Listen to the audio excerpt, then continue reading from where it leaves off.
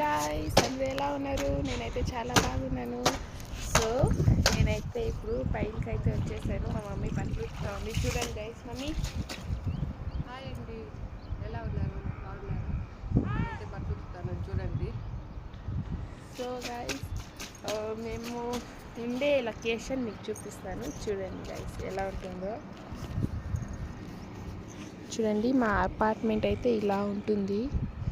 4th ఫ్లోర్లో ఉంటాం మేమైతే. ఫుల్ గ్రీనరీ ఉంటుంది మేము ఉండే సైడ్.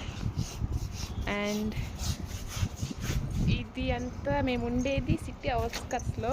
సో ఇటంతా సిటీ గైస్, అవంతా సిటీ లోపల అలా ఉండేది. మేము సిటీ అవుట్కట్లో వచ్చేసాం, ఎందుకంటే ఈ గ్రీనరీ చూసేదానికి ఇక్కడైతే వచ్చేసాం. అండ్ మీకు అక్కడ కనిపిస్తాను కదా ఎల్లో కలర్ది, అది స్కూల్ అన్నమాట. నేను చదివిన స్కూల్ అది. సో చూపిస్తాను చూడండి, అది నేను చదివిన స్కూల్ గైస్. ఆ స్కూల్ చూస్తుంటే నేను చదివిందంతా మళ్ళీ గుర్తొస్తుంది. అండ్ చూడండి మా అపార్ట్మెంట్ పైన అయితే ఇలా ఉంటుంది. అండ్ ఇదంతా సిటీ గైస్. చూడండి ఎంత ఇల్లులు ఉన్నాయో, హౌజెస్, ఫుల్ హౌజెస్. మేముండే అపార్ట్మెంట్లో back side full houses. And front side వచ్చేసి ఫుల్ గ్రీనరీ అనమాట. ఇలాంటి అపార్ట్మెంట్స్ కావాలనుకున్నాం, అండ్ అలాంటిదే చిక్కింది.